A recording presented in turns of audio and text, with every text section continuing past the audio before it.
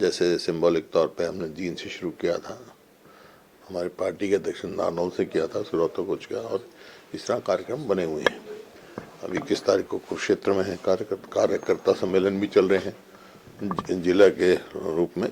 तो सारे कार्य जो जिस हिसाब से समर्थन मिल रहा है, जिस तरह से लोगों का उमड़ के आ रहे हैं, उस हिसाब से मैं कह सकता हूँ कि लोगों ने मन बना लिया है कि 2024 में हरियाणा में कांग्रेस की सरकार बनाएगी। सर राहुल गांधी जी की एक मिनट हुड्डा सर, लगातार शैलजा जी फिर से अपना और सुरजेवाला के अलग से वो चल रहा है। हालांकि उसको कह दिया गया है कि ये मतलब कांग्रेस का वो नहीं है, इसको कार्यक्रम नहीं माना जाएगा, लेकिन लगातार एक अलग खेमा फिर से शुरू हो। कोई बात नहीं, क्या है, कांग्रेस का ही प्रचार कर रहे हैं ना, करें।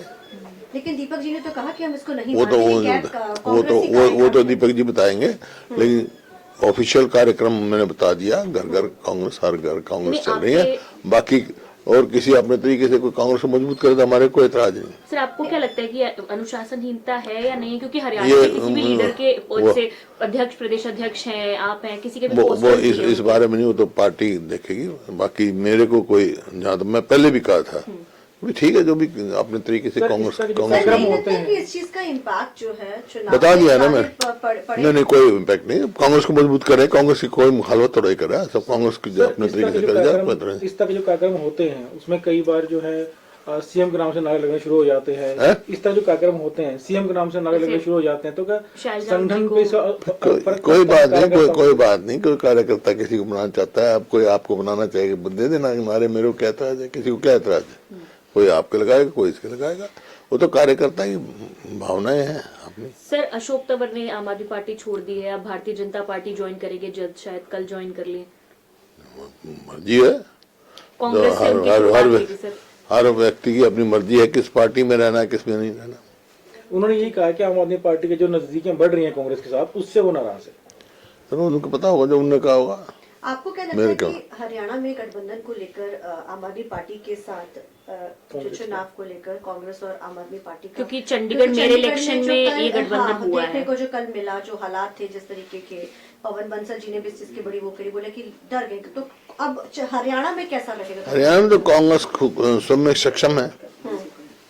ठीक है, 10 की 10 लोकसभा में बताया ना, वो तो अभी तो कोई चर्चा ही नहीं है ना हरियाणा में, कि हरियाणा कांग्रेस जो है खुद में सक्षम है 10 की 10 लोकसभा लड़ने का, और असेंबली के भी चुनाएंगे। जब असेंबली आपने बेरोजगारी का मुद्दा काफी उठाया कि आंकड़े भी पेश किए गए बेरोजगारी के। हरियाणा में मुख्यमंत्री का बयान आया है कि अगले 2 महीने में 60,000 नौकरियां दे दी जाएंगी पूरे प्रदेश में। तो 9 साल में क्या किया? 9 साल में तो बेरोजगारी में नंबर 1 पहुंच गए पूरे देश में हरियाणा। तो हुड्डा साहब, राम मंदिर को लेकर के जिस तरीके से कांग्रेस का स्टैंड है कि वो प्राण प्रतिष्ठा के प्रोग्राम में नहीं जाएंगे, इसके पहले भी आपने धारा 370 के को लेकर के एक अलग रुख अख्तियार किया था। दीपेंद्र हुड्डा भी वहां पर दर्शन करने के लिए जा करके आएंगे, तो क्या आपका रुख पार्टी के साथ ही है, कुछ अलग? नहीं, पार्टी कोई राम से अलग थोड़ा ही है, राम सबके है, सारी पार्टियों के हैं, जो जिसकी तो अपनी आस्था की सवाल है। तो ये जिस तरीके से निमंत्रण दिया है, इस पे नहीं जा रहे हैं? चलो, वो तो उनकी वो है, मेरे पास तो कोई निमंत्रण आया नहीं। अगर आपके पास आता तो क्या आप जाते सर? मैं उस हाइपोथेटिकल सवाल का क्या जवाब दूंगा? मैं पहले भेजो, फिर मैं दे दूंगा जवाब। पहले आप भेज दो, पहले मेरे को भेज दो। मैं तो जब राम बुलाएगा तो मैं चला जाऊंगा, राम सबका है। पिछले दिनों सर ईडी ने बुलाया था आपको, 7-7.5 घंटे तक आपकी बातचीत हुई, क्या उसमें रहा सर कुछ? क्या ईडी ने बुलाया था आपको? हाँ, फिर क्या, पहले भी बुलाया था। जो भाई वो उनका काम है, मेरे को कोई इस बात की वो नहीं है, क्योंकि कोई नथिंग टू हाइड जहाँ मेरे पास है। तो जितनी बार बुलाएंगे उतनी बार जाऊंगा, वो तो उनका काम है। तो ये क्या बदले की कार्रवाई के तहत हो रहा है, ये राजनीति कहा जाता है? ऐसा है, ये उनका काम है, और जितनी बार बुलाएंगे उतनी बार जाऊंगा मैं। सर हरियाणा में जो एफपीओ, मैं कानून मानने वाला आदमी हूँ, कानून जानता हूँ, और इस पे जुडिशरी पे मेरा पूरा विश्वास है। अभय सिंह चौटाला कहना है कि जो जमीन घोटाले आपकी सरकार में कथित तौर पे उसका बारे में सबको पता है, उसके ऊपर हुड्डा साहब जवाब नहीं। उन्होंने अभय सिंह, कौन सा घोटाला हुआ? ये जमाने से कौन सा? नहीं, कथित तौर पर। कथित तौर कौन सा बताए तो सही, बताए सही, जब जवाब दूंगा। सर 22 तारीख को जिस तरह से वो कह रहा है एक्वायर करके, जो मैंने पढ़ा कॉलोनाइजर को दी 1 इंच नहीं दी हमने। सफेद झूठ बोलने की आदत है जिसको मैं क्या करूंगा। मतलब ये कहा जाता है सर कि प्राइवेट भाई बता दिया मैंने, पहुंचाने के लिए 1 इंच भी नहीं दी प्राइवेट बिल्डर्स को, समझे। मैं असेंबली में भी कह चुका हूँ ये बात।